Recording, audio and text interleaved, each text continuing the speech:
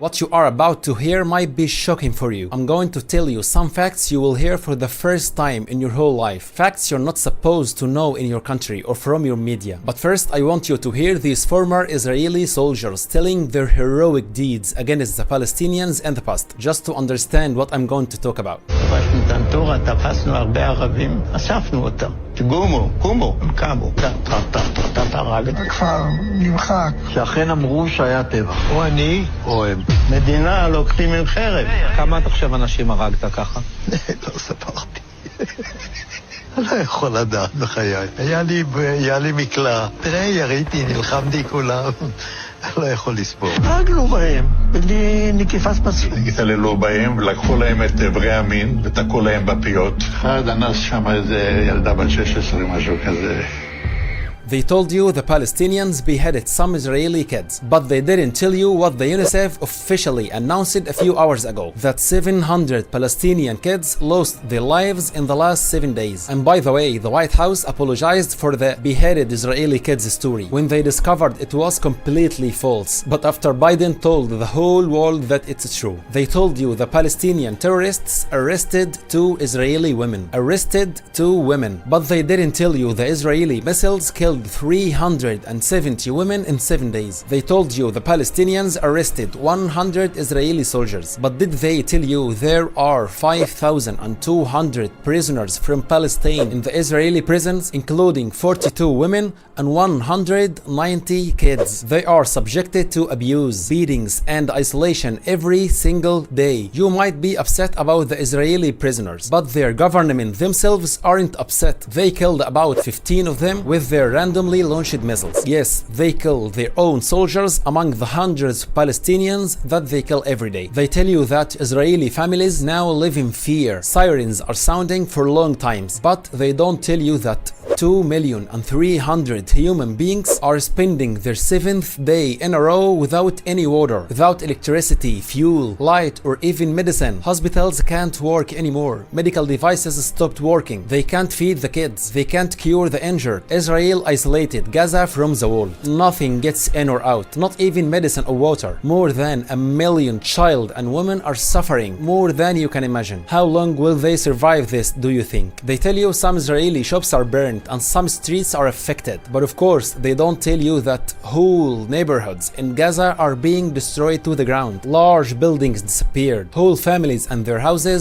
just don't exist anymore. 8 days now and Israeli missiles just melt everything they fall on, even human beings. 400,000 people are now homeless in just few days. But the worst is that they intend to make them 2 million persons, all Gaza population. They told you that Palestinians are armed. They have some weapons and locally made missiles. But they don't tell you that Israel is facing or attacking them with dreadful air force, with millions of missiles, attacking them with large navy, ground forces of about 350,000 soldiers. They have special forces, logistics, and more importantly, they have all the army of the United States of America. And they use all of this to kill only civilians. They can't even face soldiers in battlefield. They escape and start exploding women and children in their homes. Look at this building and tell me, how many people do you think lived in it? How many people do you think died there? Do you know how many houses like this were completely destroyed? Thousands, 6,000 Israeli missiles in the first 6 days. I will let you imagine how many buildings were destroyed, how many civilians were killed. Look at these ice cream vehicles and fridges.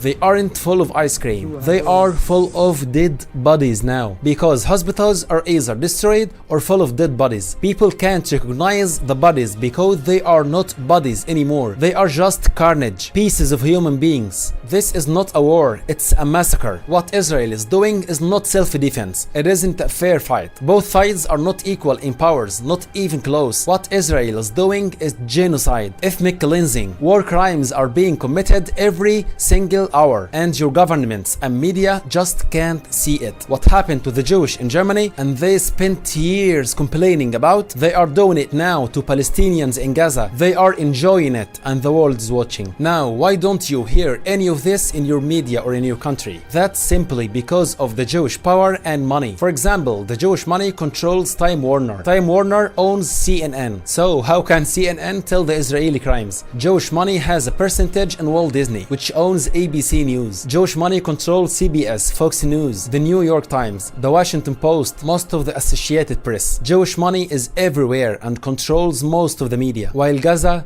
has no one to defend. Facebook itself, it removes any post that tells the world about the reality of what's happening in Palestine, or any posts that telling the world to wake up, including my posts and my videos, while all posts supporting Israel are there and going viral. Can you please give me any reason for this? And now let's answer the most important question. Why don't the Palestinians just live in peace and let Israel be? In 2 minutes you will answer this question yourself. Look at this map. This was Palestine 100 years ago. A few years later, Jews escaped Germany after the terrible things happened to them. They came to Palestine with these large banners with these messages on. The Germans destroyed our families and homes. Don't you destroy our hopes. The Palestinians were so welcoming. They received them in their homes. They shared their country with them, their jobs, their food and water. They shared everything together. In 1946, this was Palestine's map. The green part is the Palestinian land, and white is where the Jewish were staying. In 1947, the map turned into this, according to what United Nations proposed. In 1948, a new state was established with the name of Israel, with all these vast lands, and left these small areas to the Palestinians. Nowadays, in 2023, this is the map. It has been changed from this